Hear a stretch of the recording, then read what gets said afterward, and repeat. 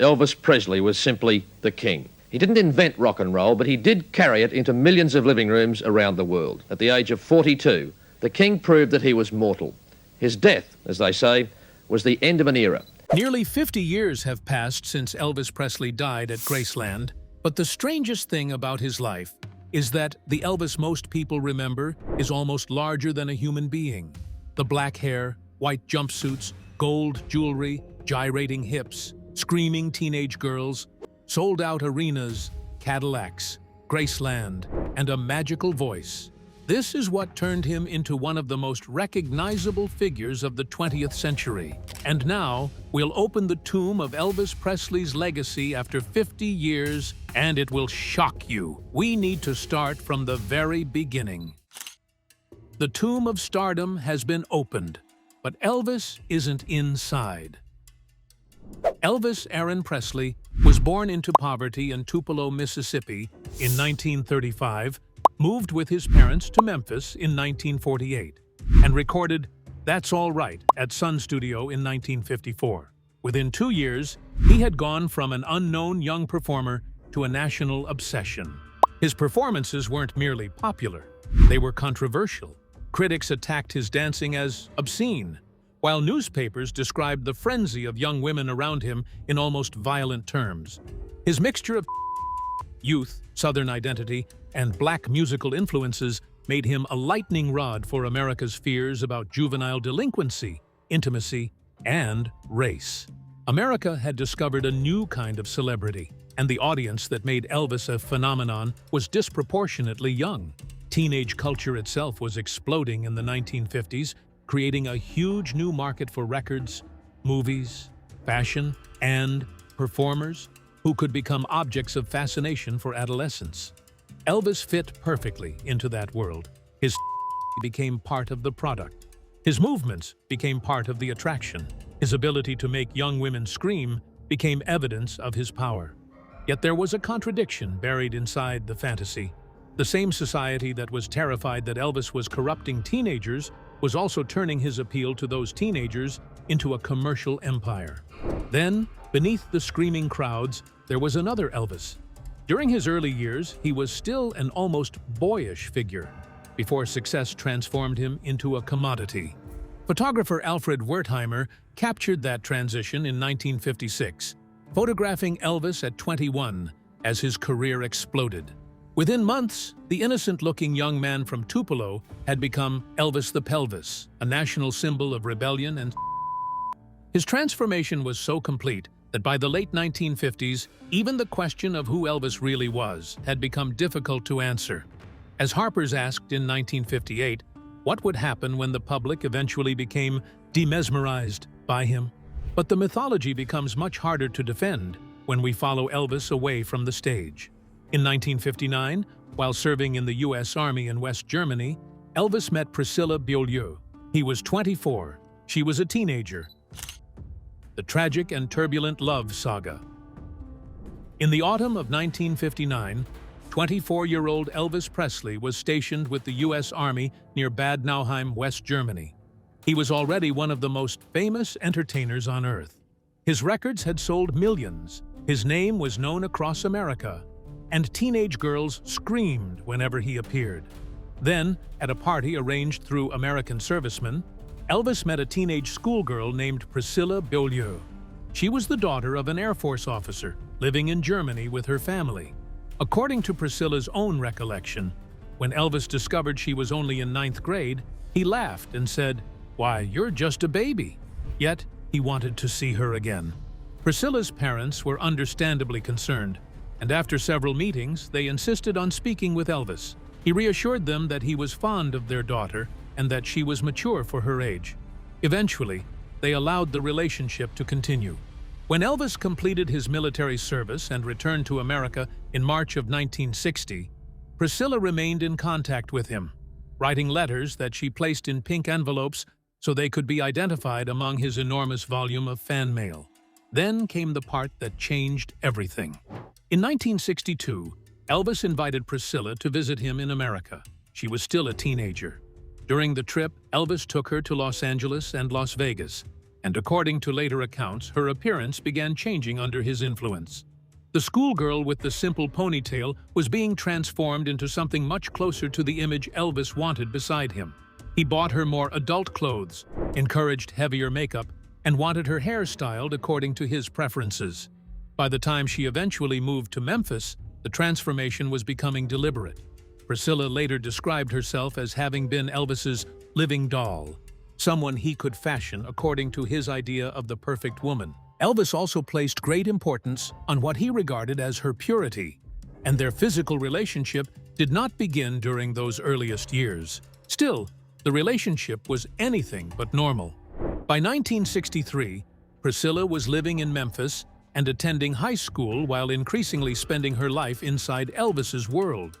She eventually moved into Graceland before graduating. According to later accounts, Elvis even gave her pills to help her stay awake during the day after keeping his nocturnal schedule at night. Meanwhile, Elvis was not living like a man preparing for monogamy. His career surrounded him with actresses, singers, and women who were constantly entering his orbit. Priscilla knew about the other women and later described the anxiety of wondering whether one of them might become the woman Elvis truly wanted. They finally married in Las Vegas on May 1, 1967. Priscilla was 21. Their daughter, Lisa Marie, was born the following year. From the outside, the story had reached its Hollywood ending. The teenage girl had become the king's wife. Graceland had its queen, and the couple had created a family. But inside the marriage, the balance of power was becoming harder to ignore. Priscilla later described Elvis as someone who had effectively taught her how to dress, walk, apply makeup, wear her hair, and even behave. Then the marriage began to fracture. Elvis spent more and more time performing and traveling, while Priscilla remained at home with their daughter, Lisa Marie. Priscilla later described the imbalance bluntly. "My life was his life. My problems were secondary." She also acknowledged that Elvis was not faithful during the marriage, something she said she tried for years to accept until she could no longer bear the idea of sharing him. Then, unexpectedly, Priscilla crossed the line herself. She had become interested in karate partly through Elvis, and in that world she met Mike Stone, a karate instructor who eventually became her lover. The relationship developed while Priscilla was still married to Elvis, and by 1972, she had decided that she wanted to leave her husband. In her own account, the affair wasn't simply about finding another man. She described feeling neglected and lonely, and eventually realizing that she needed an identity separate from Elvis Presley. That decision changed the entire dynamic, and Elvis did not take the affair calmly.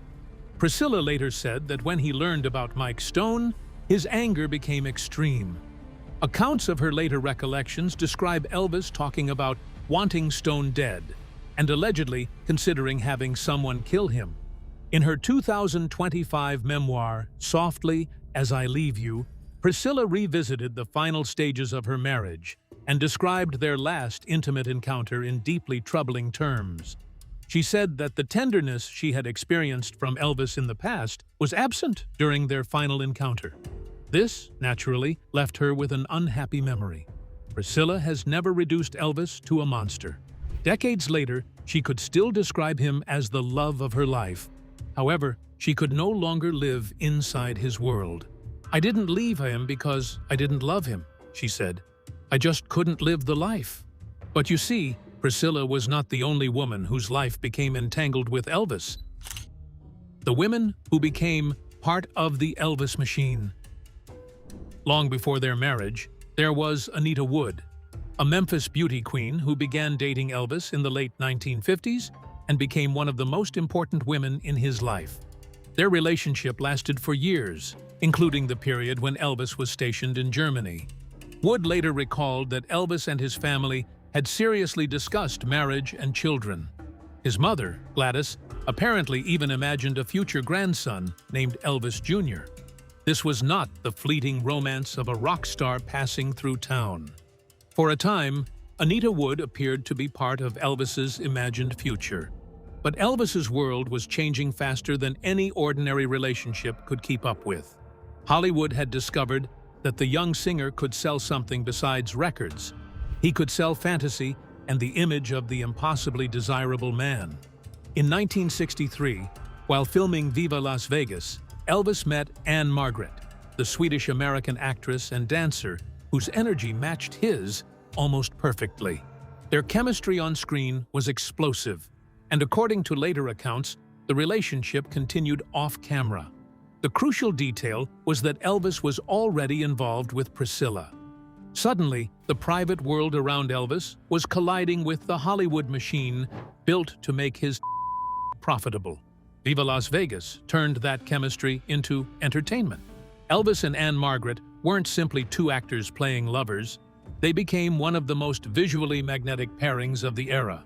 Their dancing, flirting, and physical energy were exactly what audiences wanted from Elvis. The irony was almost perfect. An affair that could have been a devastating personal betrayal became part of the fantasy being sold to millions of people. Hollywood did not necessarily need to hide Elvis's sexual charisma. It could put it on a screen, give it a soundtrack, and sell tickets. Even Anne Margaret later described Elvis as one of the most charismatic people she had ever met, while maintaining a lifelong respect for his privacy. The line between Elvis the man and Elvis the product was becoming almost impossible to see. Then there was Rita Moreno, and her story punctures the mythology in a completely different way. Moreno, already involved in her famously turbulent relationship with Marlon Brando, said she dated Elvis several times after his manager, Colonel Tom Parker, contacted her because Elvis was interested in her. She later recalled the relationship with an almost disarming lack of reverence. Elvis, she said, was sweet but boring. It is an extraordinary description. You see, the world had spent years presenting Elvis as an almost supernatural force of magnetism. His public image depended on women wanting him, or at least on the audience believing that women wanted him.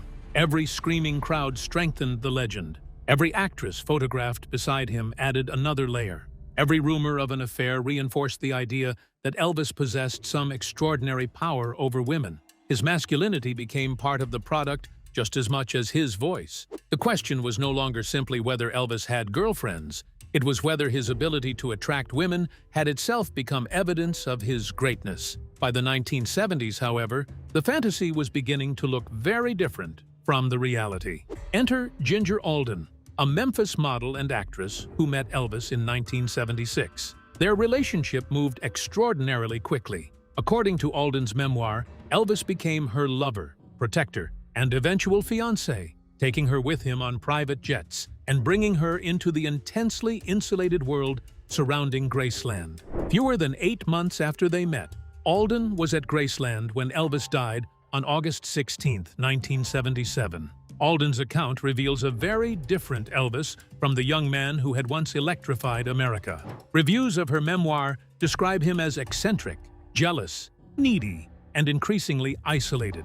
He could be extraordinarily generous, but money and gifts had become intertwined with affection and control, and Alden was suddenly living inside a world where Elvis's private behavior was mediated by bodyguards, employees, relatives, and an entourage whose entire existence revolved around him. Her relationship lasted less than a year, yet it placed her directly inside the final chapter of Elvis's life. Look at the pattern across these women, and something strange emerges.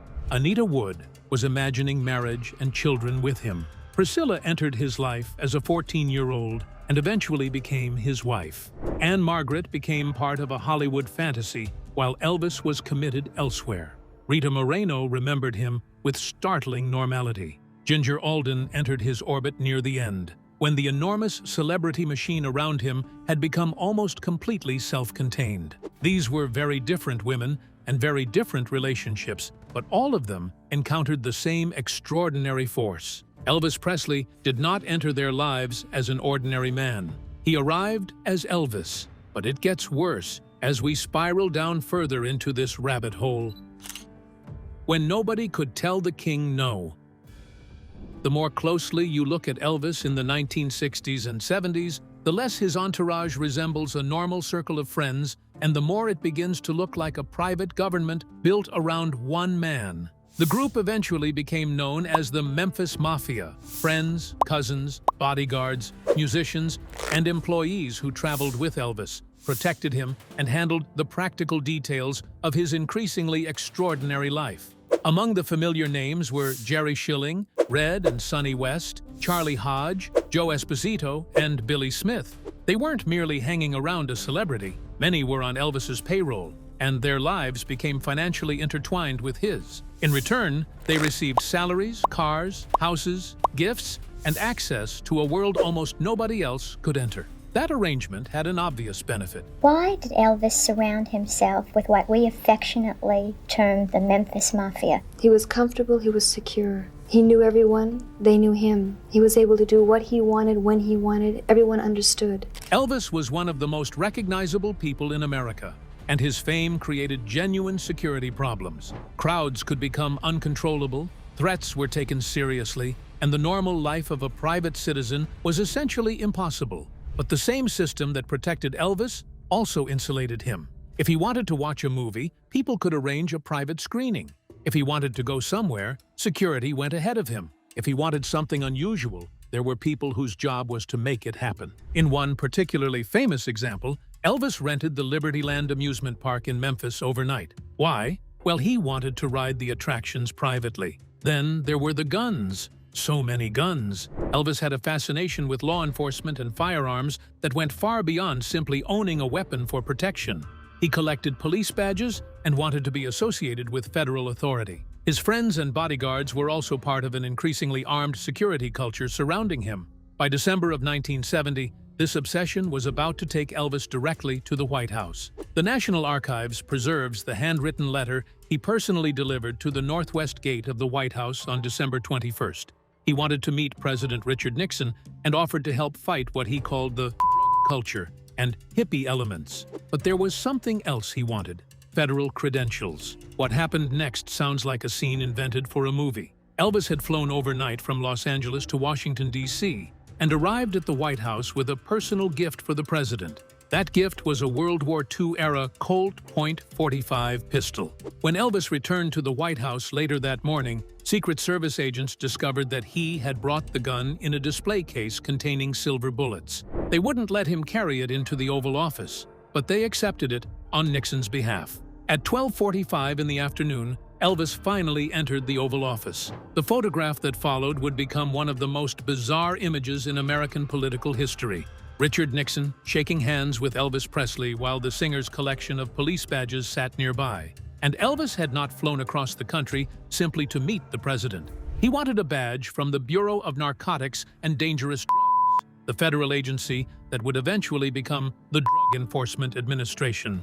In his letter, Elvis proposed becoming a federal agent at large, arguing that he could reach young people and even members of the counterculture because, in his words, he wasn't part of the establishment. White House staff took his request seriously enough to prepare a meeting around his supposed ability to influence America's youth. Nixon eventually agreed to give Elvis the federal narcotics badge, although he did not make him an actual federal agent. But wait, the biggest twist is yet to come.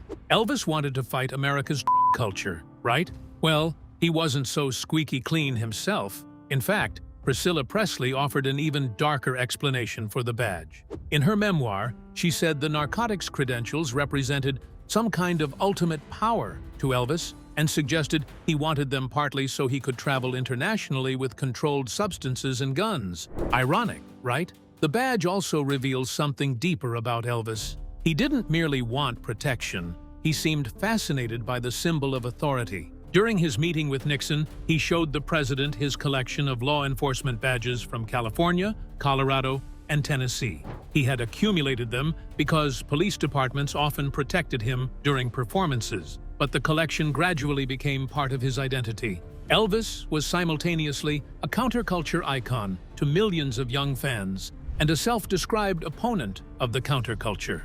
He was a rock star surrounded by screaming teenagers, yet he wanted federal credentials to fight the very drug and youth culture that helped define his era. And the strangest part is that nobody around him necessarily needed to order Elvis to behave this way. His environment had evolved to accommodate him. If he wanted a private amusement park, somebody found one. If he wanted police credentials, somebody contacted Washington. If he wanted protection, there were armed men around him.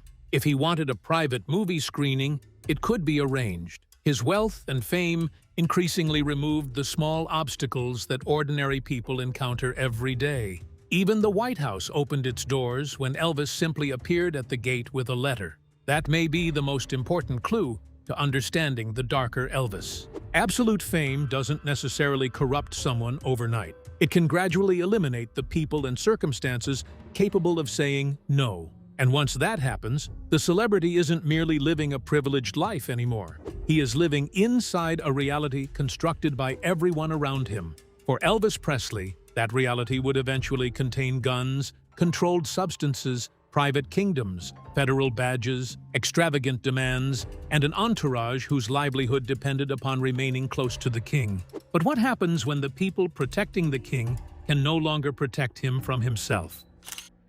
The addiction, the guns, and the man behind the curtain. By the final years of his life, Elvis used prescription medications to sleep, medications to wake up, medications for pain, and medications to get through performances. A medical review of his final days describes prescriptions including hydromorphone, codeine, sacobarbital, diazepam, meperidine, and several other central nervous system depressants. At the center of that system was Dr. George Nicopolis, better known as Dr. Nick, Elvis's personal physician. Nicopolis had become one of the most important people in Elvis's private world because he could provide something the king increasingly depended upon: medication. The quantities became extraordinary. After Elvis's death, toxicology detected 14 medications, including codeine, morphine, meperidine, diazepam, barbiturates, and methaqualone. Codeine was present at roughly 10 times the therapeutic level, while methaqualone was found at a toxic concentration. Yet Elvis did not see himself as the stereotypical substance-dependent rock star. In fact, the contradiction was almost surreal. He wanted to be associated with law enforcement, authority, and the campaign against illegal substances. At almost exactly the same time, his own dependence on prescription medication was intensifying. The irony becomes even sharper when we remember that Elvis wasn't trying to rebel against the establishment anymore. He wanted to become part of it. And the medications were becoming part of the machinery that kept Elvis functioning. His schedule was brutal. He continued touring, performing, and appearing in Las Vegas, while his private life became increasingly nocturnal and erratic. Graceland records that he continued touring extensively through the final years of his life, including multiple performances in Memphis and major engagements across the country. The audience saw the finished product: the jumpsuit, the orchestra, the lights, and the voice. What they didn't see was the complicated pharmaceutical routine increasingly required to get Elvis onto that stage. The most disturbing question, therefore, isn't simply whether Elvis was addicted. It is, who was supposed to stop him? Elvis had surrounded himself with people whose jobs depended upon remaining close to him. His Memphis Mafia protected him, traveled with him, and helped organize his life. His doctor supplied medication. His manager controlled enormous portions of his career. His family and friends were financially connected to him. None of these people necessarily set out to destroy Elvis, but the system had created an extraordinary conflict of interest. The people closest to the king were also people who benefited from the king continuing to live exactly as he wanted. Then there was Colonel Tom Parker. To the public, Parker was the mysterious manager who seemed capable of turning Elvis into whatever the moment demanded: recording artist, movie star, television sensation, or Las Vegas spectacle. But when Parker first entered Elvis's life, there was little reason to imagine how much power he would eventually accumulate. What he saw in the young singer was something other managers had not fully recognized. Not simply a talented musician, but a performer who could become a national phenomenon. In 1955, Parker helped engineer the deal that moved Elvis from Sam Phillips's tiny Sun Records to RCA Victor for $35,000, plus a reported $5,000 payment to Sun for Elvis's back catalog. At the time, It was an extraordinary price for an untested young performer. The gamble paid off almost immediately. Elvis's career exploded, and Parker positioned himself at the center of the operation. He negotiated recording contracts, film deals, television appearances, merchandising arrangements, and eventually, Elvis's lucrative Las Vegas engagements. His standard management commission was 25%. But this is where the Parker story becomes more complicated. It is easy, looking backward, to portray him as the man who controlled Elvis from behind the curtain.